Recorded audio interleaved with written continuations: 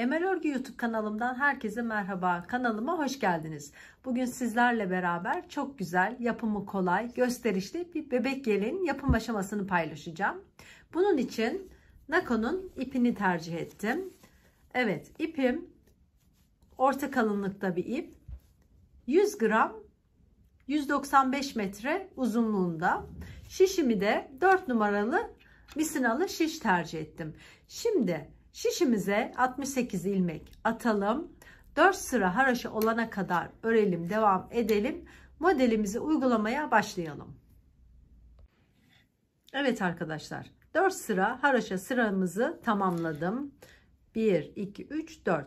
Örgümün her iki yüzünde de düz örgü olarak devam edip 4 tane haroşa sıramı ördüm. Şimdi roba ayrımları içinde ayraçlarımı kullandım. Ön için 12 tane ilmek ayırdım. 2 tane sabit ilmeğim var. Sağından ve solundan artırma yapacağız. Sonrasında kol için 8 tane ilmeğim var. Yine 2 tane sabit ilmeğim, sağından ve solundan artırma yapacağım. Arka için 20 tane ilmek ayırdım. 2 tane sabit ilmeğim, sağından ve solundan artırma yapacağız. Yine aynı şekilde kol için 8 ilmeğim. Evet, 2 tane sabit ilmeğim, ön için yine ayırdığım 12 tane sabit ilmeğim. Şimdi artırmalarımıza beraber başlayalım. Şimdi bu 12 tane ayırdığım, ön için ayırdığım ilmeğim 6'sını kenar patı olarak devam edeceğiz. Ve burada da ilk düğme iliğimizi açmamız gerekiyor. Şimdi ilk ilmeği örmeden aldım. Sonrasında bir tane ilmeğimi ördüm. 2 tane ilmeğimi bir yaptım, kestim. Bir tane arttırdım. 2 tane ilmeğimi düz ördüm. Buradaki 6 tane ilmeğim yeleğim bitene kadar kenar patım olacak. Evet, şimdi geri kalan ilmeklerimizi örelim. Ayracımıza kadar ilmeklerimizi düz örgü olarak devam ediyoruz. Evet, ayracıma geldim. Ayracımı çıkarttım. Burada hemen bir tane arttırma yapıyorum. Bu 2 tane ilmeğimi yerlerini değiştirip ilk önce bu ilmeğimi düz örgü, daha sonra arkadaki ilmeğimi düz örgü olarak ördüm ve tekrar ayracımı çıkarıp arttırmamı yapıp kol için ayırdığım 8 tane ilmeğimi düz örgü olarak devam ediyorum. Evet, yine ayracıma geldim. Hemen arttırmamızı yapalım. Buradaki 2 ilmeğimin arkadaki ilmeğimi öne getiriyorum. İlk önce onu örüp daha sonra arkasındaki ilmeği ördükten sonra hemen arttırmamı yapıp arka için ayırdığım ilmeklerimi düz örgü olarak devam ediyorum.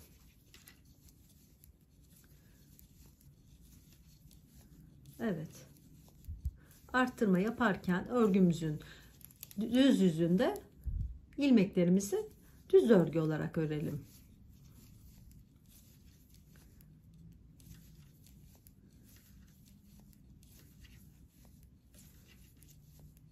Ayracımıza kadar ilmeklerimizi de düz örgü örüp geldik. Yine ayracıma sıra geldi. Hemen unutmadan artırmamızı yapalım.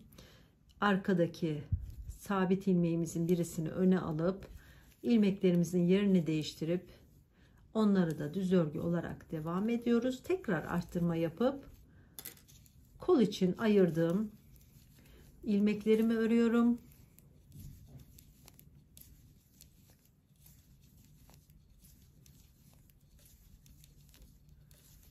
Evet, son sabit ilmeğime geldim. Aynı şekilde hiçbir değişiklik yapmadan devam edip ilmeklerimizi örelim. Şu artırmalarımızı da unutmadan şimdi burada ön için ayırdığım ilmeklerimi, burada 6 tane sabit ilmeğimi de bu sırada düz örgü olarak devam ediyorum. Yani sıra sonuna kadar ilmeklerimin hepsini düz örgü devam ettim.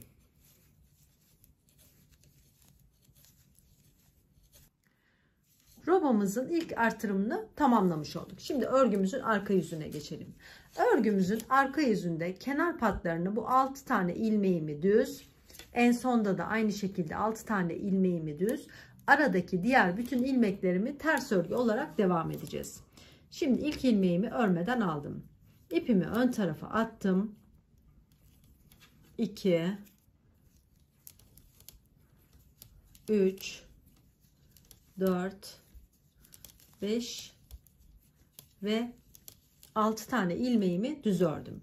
İpimi arkaya atıp bütün ilmeklerimi, yani son 6 ilmeğime kadar ilmeklerimi ters örgü örene kadar devam ediyoruz. Arttırdığım ilmeği de ters örüyorum.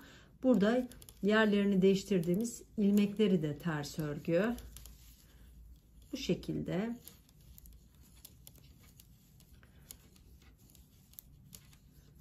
ters örgü olarak örüp sıramızı tamamlayalım. Şimdi buraya kadar ters örgü olarak devam ettik. Gördüğünüz gibi 6 tane ilmeğim var. 6 tane ilmeğimi ipimi ön tarafa atıp şu şekilde düz örgü olarak devam ediyoruz.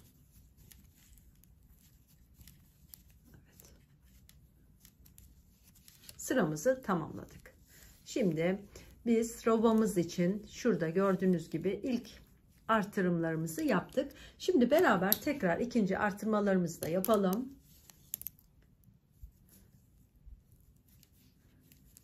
Evet, sabit ilmeğime kadar ilmeklerimi düz örgü olarak devam ediyorum.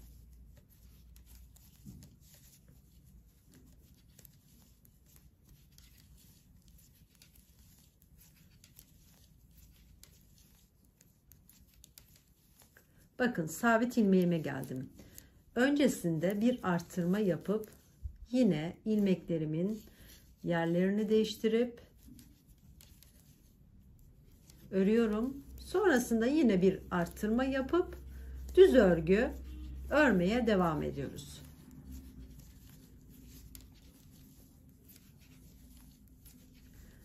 Sabit ilmeğimize kadar örgümüzün düz yüzünde ne yapıyoruz? İlmeklerimize düz örgü olarak devam ediyoruz. Bakın, yine sabit ilmeğime geldim. Artırmamı yaptım. İlmeklerimin yerlerini değiştirdim.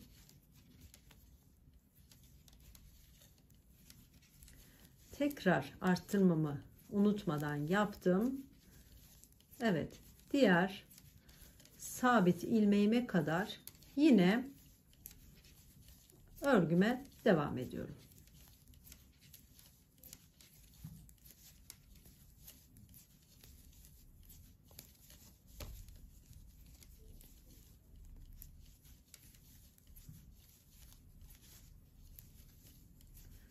Roba artırımını kolaylıkla yapabileceğiniz bir model oldu. Tekrardan artırmamı yaptım.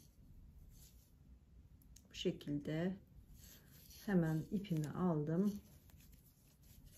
Yerlerini değiştirdim. Evet. Şurada bir ipimiz. Onu da arkaya attık. Hemen artırmamızı yaptık.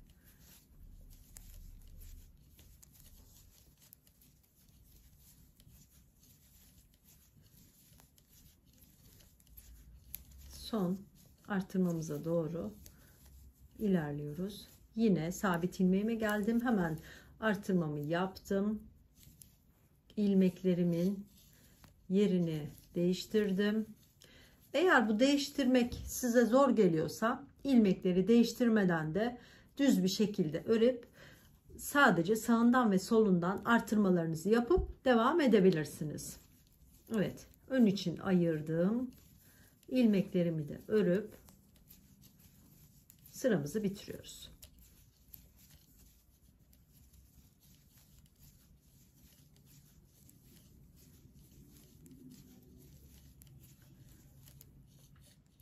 Sıramızı tamamladık. Evet, şimdi ne yaptık biz? ikişer tane artırmalarımızı tamamladık. Örgümüzün arka yüzünde buradaki ilk 6 ilmeğim ve son 6 ilmeğimi düz, bu aradaki bütün ilmeklerimizi ters örgü olarak devam edelim. Ben de tamamlayıp geliyorum. Evet, robamızı için 2 tane artırmalarımızı beraber tamamladık. Gördüğünüz gibi şurada 2 tane sağından ve solundan artırmamızı yaptık. Burada bir tane düğme iliğimizi açtık. Şimdi bu artırmalarımız toplamda 16 olana kadar devam edelim. Bu 16 olduğunda da şu haraşa sıramız, bakın 2 tane haraşa sıram olmuş. Bu haraşa sıram 12 olduğunda da ikinci düğme iliğimizi açmayı unutmayalım. Bu şekilde 16 tane arttırma yapalım. Ben de kamera arkasında arttırmalarımı tamamlayıp geliyorum.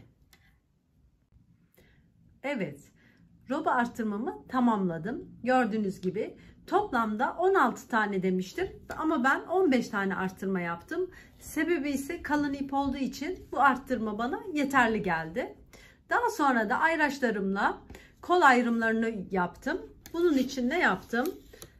Ön için 28 ilmek ayırdım. Kol için 40 ilmek ayırdım. Arka için 52. Tekrar kol için 40 ilmeğim var. Ön için yine 28 tane ilmek ayırdım. Şimdi hemen isterseniz kol ayrımımızı yapmaya hemen başlayalım. Şimdi yalnız burada düğme iliği açtım gördüğünüz gibi.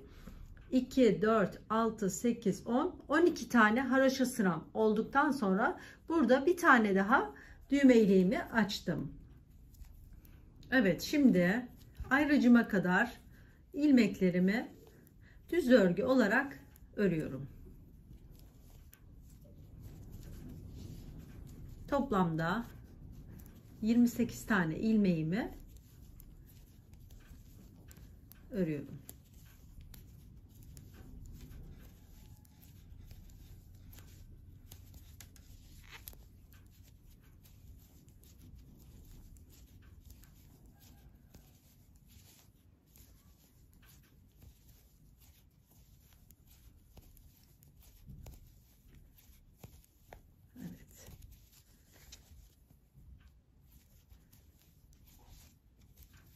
Şimdi ayracıma geldim gördüğünüz gibi. Ayracım da burada takılmış. Onu hemen şöyle çıkarıp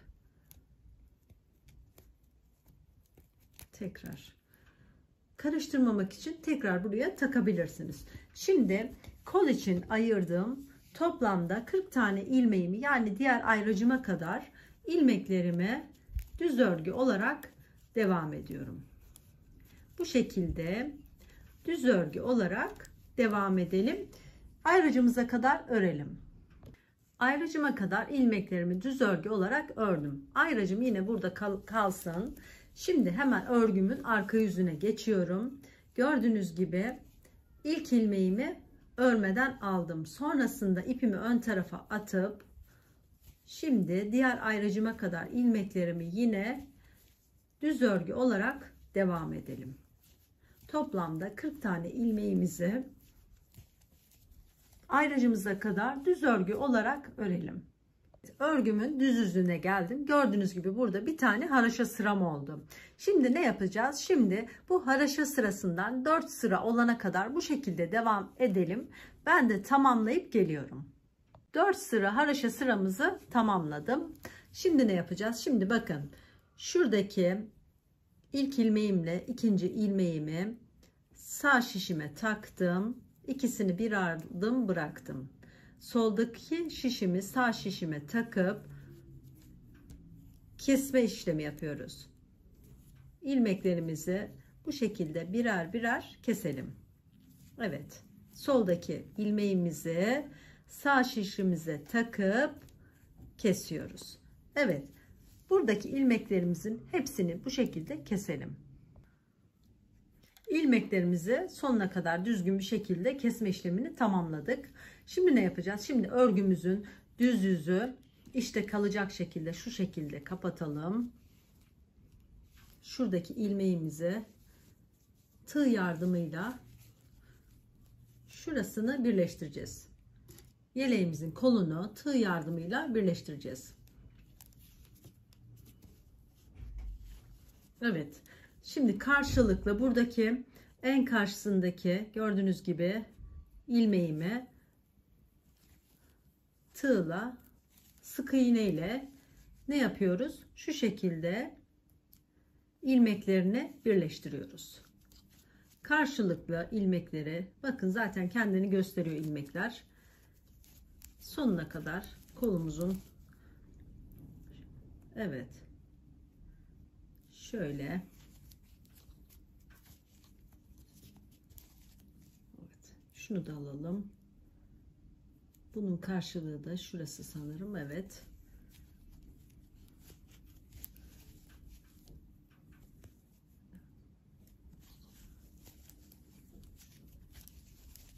İpimizi koparmadan bu şekilde ne yaptık? Yeleğimizi birleştirdik. Şimdi buradaki ilmeği de arka bölüme ekleyeceğiz. Bakın kolumuzu çok düzgün bir şekilde kesme işlemini tamamladık. Çok da düzgün bir kol oldu, gördüğünüz gibi kol kesimi. Şurayı da göstereyim. Bakın gayet düzgün bir şekilde ne yaptık? İçten de göstereyim. Kolumuzu birleştirdik. Şimdi ne yapacağız? Şimdi arkadaki ilmeklerimizi düz örüp yine şurada ayırdığım toplamda 40 tane ilmeğimi aynı buradaki yaptığım işlem gibi 4 sıra haraşo sırasını öreceğiz. İlmeklerimizi keseceğiz. Sonra tığ yardımıyla birleştirelim. En son ön için ayırdığımız şu 28 tane ilmeğimizi de örelim. Ben de kamera arkasında işlemlerimi yapıp geliyorum. Yeleğimizin kol kesimini tamamladık.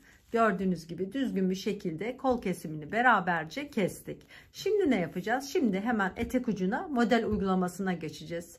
Fakat ondan önce yakada, kolda ördüğümüz gibi haraşo sırasıyla devam edeceğiz. 3 sıra haraşo öreceğiz. Haraşo sıramızı yaparken burada kol altında bir tane gizli arttırma yapacağız modelimizin ilmek sayısı için. Şimdi İsterseniz onu hemen beraber yapalım.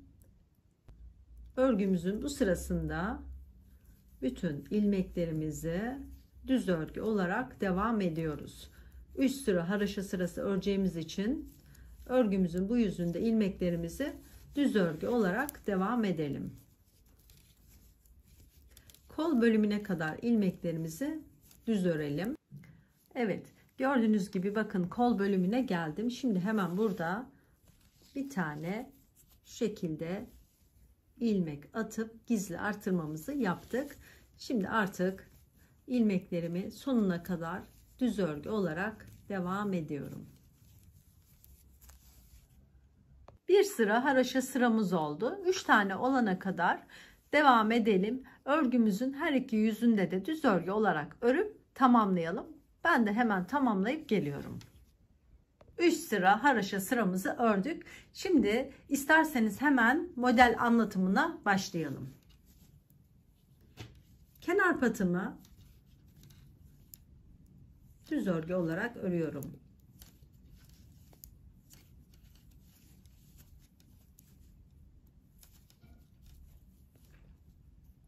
Altı tane ilmeğimi ördüm. Şimdi modelimin ilk sırası 3 ilmeğimi düz, 3 tane ilmeğimi düz ördüm. İpimi arkaya attım. 5 tane ilmeğimi ters örüyorum. 2 3 4 ve 5. 3 düz,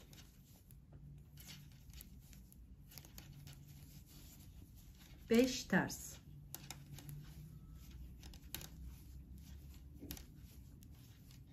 4 5 3 düz,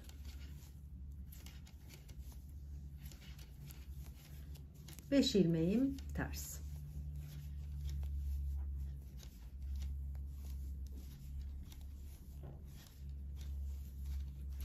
Kenar patına kadar bu şekilde devam edelim. Evet, kenar patımdan sonraki 3 tane ilmeğim kaldı. 5 tane ters, 3 tane düz. En başta da 3 tane düz ilmeğimizle başlamıştık. Zaten burada kenar patımı da düz örgü olarak örüp ilk sıramızı tamamlıyoruz. Modelimin ilk sırası bu şekilde. Şimdi ikinci sırasına geçelim. Kenar patımızı örelim. 2 3 4 5 ve 6 düz örgü olarak kenar patımı ördüm. Modelimin ikinci sırasında ilmeklerimi gördüğüm şekilde öreceğim. Yani 3 ilmeğim ters, 5 ilmeğim düz.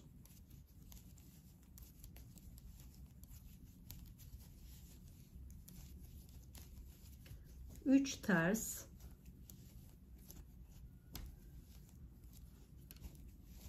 5 düz.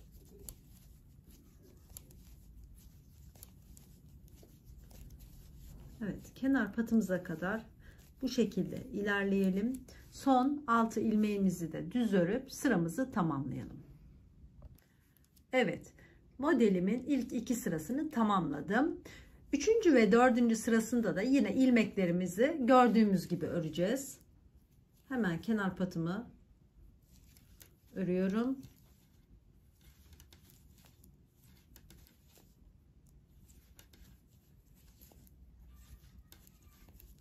Şimdi ilmeklerimi gördüğüm gibi öreceğim demiştim. İlmeklerim 3 ilmeğim düz, 5 tane ilmeğim ters. Bu sırayı bu şekilde devam ettireceğiz. 5 tane ters, 3 düz, 1 2 3 tane ilmeğim düz, 5 tane ilmeğim ters, 3 4 5. Bu sırayı da bu şekilde tamamlayalım. Örgümüzün arka yüzünde de yine gördüğümüz gibi, yani 3 ters 5 düz olarak tamamlayıp sıra sonuna kadar gelelim. Ondan sonra modelimizi şekillendireceğiz. Ben de tamamlayıp geliyorum. Evet, şimdi modelimin 5. sırası. 5. sırasında modelimizi şekillendireceğiz. Öncelikle kenar patımızı örelim. 3 4 5 ve 6. Sonrasında 2 tane ilmeğimi düz örüyorum. 2 tane ilmeğimi düz ördüm. 2 ilmeğimi bir yapıp kestim. Sonrasında bir doladım. Burada 3 tane gördüğünüz gibi ters ilmeğim var. Onu düz ilmeğe çeviriyorum. 1 2 3. 3 tane düz ilmeğimi ördüm. Sonrasında bakın, burada öncelikle ters ilmeğim var. Sonrasında düz ilmeğim var. Bunların yerlerini değiştirip düz ilmeğimi öne getiriyorum. Düz ilmeğimi öne getirdim. 3 tane düz ilmeğimden sonra bir tane doluyorum. Yerlerini değiştirdiğim ilmeklerimin ikisini bir kesiyorum. Yerlerini değiştirdiğim ilmeklerin ikisini bir kestim. Bir tane ilmeğimi düz örüyorum. Şimdi bir tane ilmeğimi düz ördükten sonra normal 2 tane ilmeğimi kestim, bir yaptım. Evet, kestim, bir yaptım. Sonrasında ne yapıyorum? Bir tane doluyorum. 3 tane düz örüyorum. 3 tane ilmeğimi düz ördüm. Sonrasında bir doladım. Ne yapacağım? İlmeklerimin yerlerini değiştirip tekrar kesme işlemi yapacağım. Yerlerini değiştirdim. Sonrasında bir tane ilmeğimi düz ördüm. 2 tane ilmeğimi normal kesip bir yaptım. Bir doladım. 3 tane ilmeğimi düz ördüm. 3 tane ilmeğimi düz ördükten sonra yine bir doladım. İlmeklerimin yerlerini değiştirip kesiyorum. Yani burada 2 tane arttırdığımız ilmeği tekrardan ne yapıyoruz? Kesiyoruz. Şu 2 tane kestikten sonra bir tane ne yapacağım? İlmeğimi düz öreceğim. Sonrasında normal 2 tane ilmeğimi keseceğim. Normal 2 ilmeğimi bir yaptım. Bir tane dolayacağım. 3 tane ilmeğimi düz öreceğim. 3 tane ilmeğimi düz ördüm. 3 ilmeğimi düz ördükten sonra yine bir dolayacağım. İlmeklerimin yerlerini değiştireceğim. Evet, yer değiştirdiğim ilmeği kestim. Bir tane ilmeğimi düz ördüm. Normal 2 tane ilmeğimi kestim. Sonrasında bir doladım. 3 tane ilmeğimi düz ördüm. Sonrasında tekrar bir tane doladım. Gördüğünüz gibi tekrar yine yer değiştirdim. İlmeğe denk geldim. Yer değiştirdim. Bir tane ilmeğimi düz ördüm. Normal 2 ilmeğimi bir yapıp kestim. Bir tane doladım. 3 tane ilmeğimi düz ördüm. Bakın şöyle de bir mantık yapabilirsiniz. 3 tane düz ördüğümüz ilmeğin öncesinde ve sonrasında arttırma yapacağız. Mesela 3 tane ördüğüm ilmeğin sonrasında arttırma yaptıktan sonraki ilmeklerimin yerlerini değiştiriyorum. Evet. Yerlerini değiştirdim. İlmeğimi kestim. Bir tane ne yapıyorduk? İlmeğimizi düz örüyoruz. Gördüğünüz gibi. Sonra normal ilmeğimizi kesiyoruz. Normal ilmeğimizi kestik. Sonra bakın 3 tane düz örmem gerekiyor. Öncesinde bir tane doluyoruz. 3 tane ilmeğimi düz ördüm. Tekrar doladım. Yine yer değiştireceğim ilmeklere sıra geldi. İlmeğimin yerini değiştirdim. Kestim. Gördüğünüz gibi hemen bir tane düz ilmek ördüm. Şimdi normal bir tane ilmeğimi 2 ilmeğimi bir yapıyorum, kesiyorum. Bakın 3 tane düz örmem lazım. Öncesinde arttırdım. 3 tane ilmeğimi düz ördüm. Sonrasında yine bir arttırma yaptım. İlmeklerimin yerlerini değiştirdim. 2 tane ilmeğimi ne yaptım? Bir yaptım.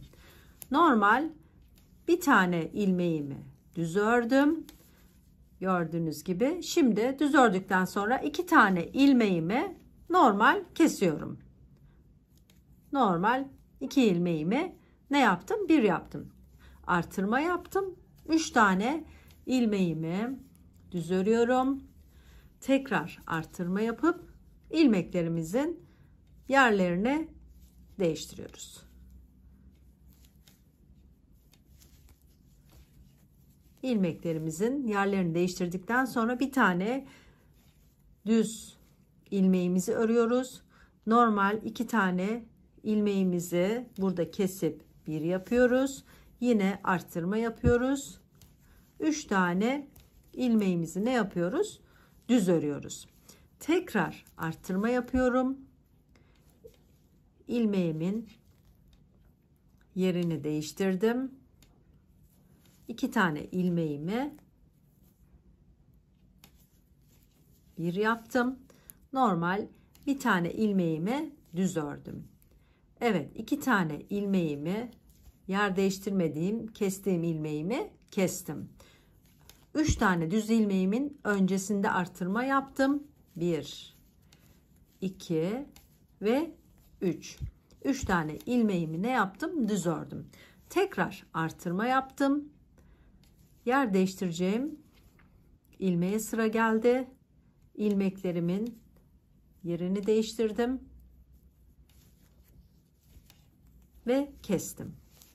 Bakın Sonrasında bir tane düz ördüm.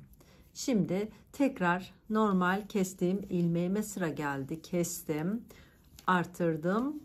3 tane ilmeğimi düz ördüm. Sonrasında arttırdım. Gördüğünüz gibi burada yine 2 tane ilmeğimizi hemen yerlerini değiştirdik. Kestik. En başta da 2 tane düz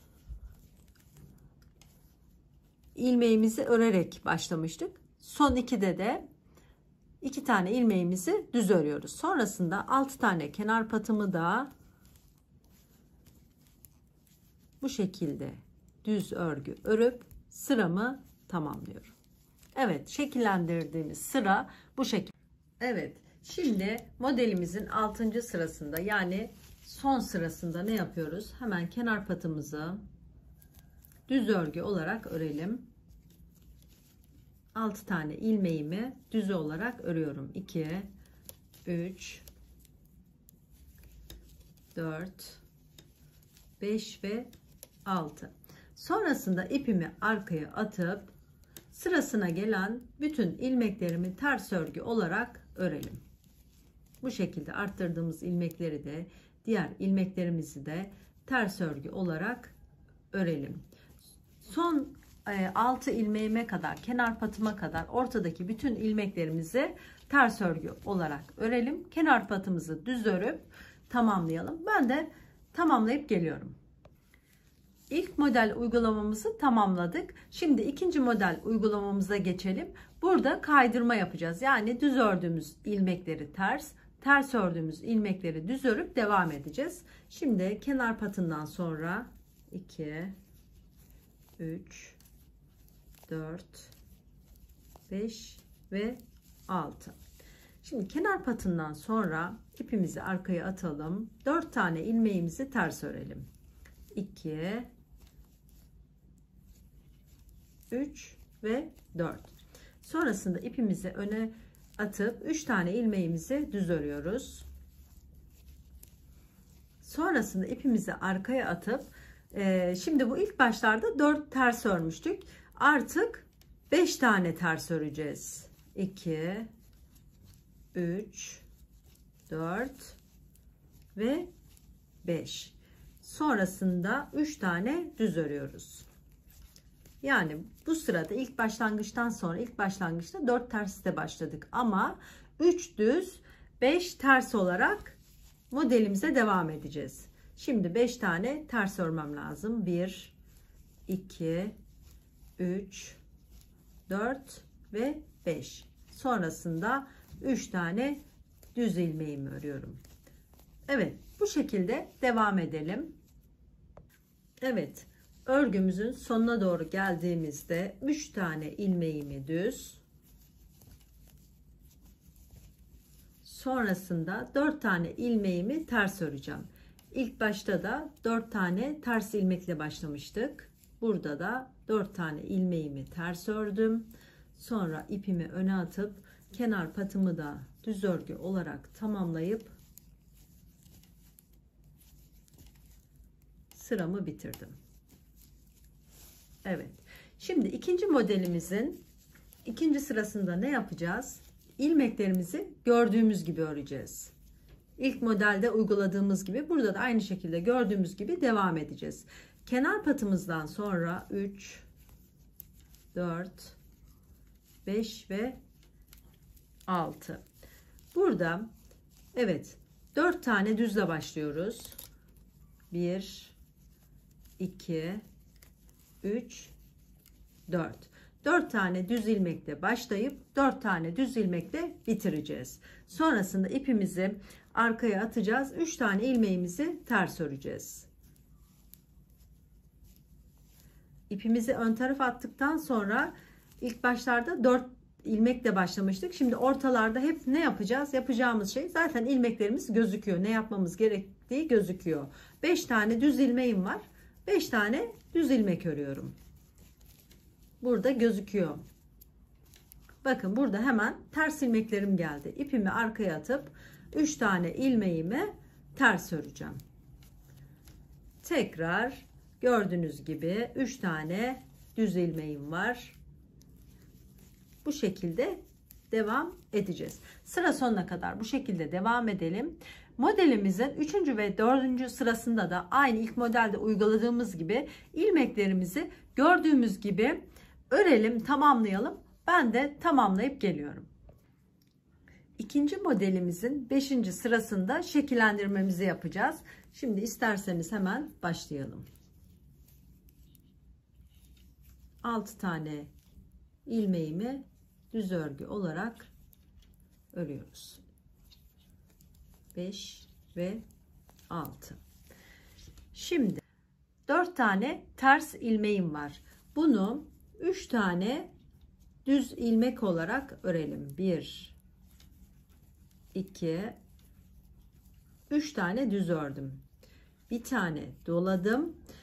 Yine önümde bir tane ters, bir tane düz ilmeğim var. Hemen yerlerini değiştiriyorum. Sonra ikisini bir kestim. Yer değiştirme işleminden sonra ne yapıyorduk? Hemen bir tane ilmeğimizi düz örgü olarak devam ediyorduk. Sonrasında hemen 2 tane ilmeğimi normal düz bir şekilde kesiyorum. 2 tane ilmeğimi kestim. Bakın yine ters ilmeklerim geldi. İlk modeli kurduğumda ne demiştim? Ters ilmeklerimizi düze çevirdiğimizde öncesinde ve sonrasında arttırma yapacağız. Modeli kolaylaştırmak için böyle bir yöntem buldum ben. Karıştırmamak için. 3 ilmeğimden önce ve sonrasında arttırmamı yaptım gördüğünüz gibi. Yine yer değiştireceğim ilmeğe sıra geldi. Hemen ilmeğimizin yerini değiştirelim. İkisini bir yapalım. Sonrasında bir tane ilmeğimizi düz ördük. Şimdi 2 tane ilmeğimizi normal kesiyoruz. Ters ilmeklerim geldi. Öncesinde bir tane doluyorum. 3 tane ilmeğimi düz bir şekilde ördüm. Şimdi ne yapacağım? Şimdi tekrar hemen bir arttırma yapıp yer değiştireceğiz. Modelimizin şekillendirmesi de bu şekilde. Hemen yer değiştirme işleminden sonra bir tane ilmeğimizi ne yapıyorduk? Düz örgü olarak devam ediyoruz. Düz örgümü ördüm. Sonrasında hemen 2 tane ilmeğimi bir yaptım. Yani burada kestiğim ilmekleri şu 3 tane düz ilmeğimde sağında ve solunda artırma yaparak tekrar aynı ilmek sayısına getiriyoruz. Evet, gördünüz. Ne yaptım? İlmeğimi kestim. Sonrasında şimdi bir tane artırma yaptım. 3 tane ilmeğimi düz ördüm. Tekrar artırma yaptım. Hemen ilmeklerimizin yerini değiştirip kesme işlemini yaptım. Bir tane ilmeğimi düz ördüm. 2 tane ilmeğimi normal bir şekilde, düz bir şekilde kestim. Sonrasında artırma yaptım. 3 tane ilmeğimi düz ördüm. Tekrar artırma yapıp yer değiştirdim. İlmeği kestim. Bir tane ilmeğimi düz ördüm. Normal 2 tane ilmeğimi kesip bir yaptım.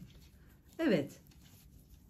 Modeli artık anlamış olduk. Gördüğünüz gibi modelimiz de şekillenmeye başladı. Şu şekilde gösterişli güzel bir model olacak. Şimdi sıra sonuna kadar bu şekilde devam edelim. Ben de tamamlayıp geliyorum. Sıranın sonuna geldiğimde 2 tane ilmeğimi düz bir şekilde kesip bir tane arttırıp 1 2 3 tane ilmeğimi düz örüp en başta da 3 düzle başlamıştık. Burada da 3 tane ilmeğimi düz örüp kenar patımı da düz örüp 5. sıramızı tamamlıyoruz.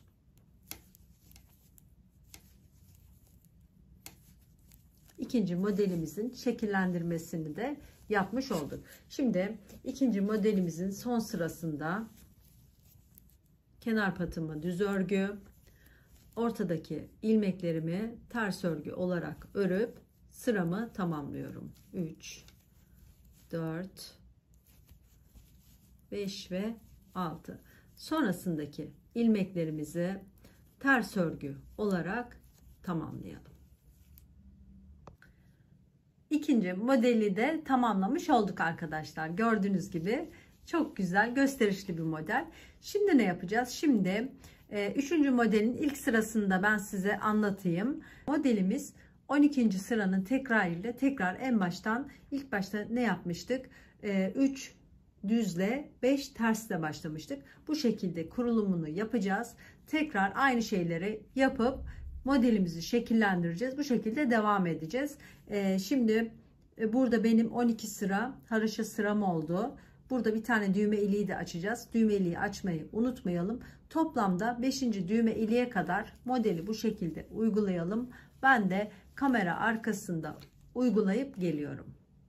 Evet, modelimi tamamladım. Gördüğünüz gibi şu şekilde toplamda 1, 2, 3, 4, 5, 6, 7, 8, 9, 10 tane model uygulaması yapmışım. Şimdi son burada 5. düğme iliğimizi de açacağız. Aynı yakada ördüğümüz gibi 4 sıra haroşa sırası örüp yeleğimizi bitireceğiz. Ben de kamera arkasında yeleğimi tamamlayıp düğmelerini dikip geliyorum. Evet arkadaşlar, yeleğimizi tamamladım. Gördüğünüz gibi çok güzel, çok şık bir yelek oldu. Şöyle göstereyim. Evet, robası da çok güzel oldu. Modelimiz de yeleğimizin ipine çok uygun oldu. Arkasını da göstereyim. Evet. 2-3 yaş bebeklerin rahatlıkla giyebileceği çok güzel, gösterişli bir yelek oldu. Beni dinlediğiniz için çok teşekkür ederim. Eğer kanalıma abone değilseniz ücretsiz abone olabilirsiniz. Şimdiden hepinize kolay gelsin.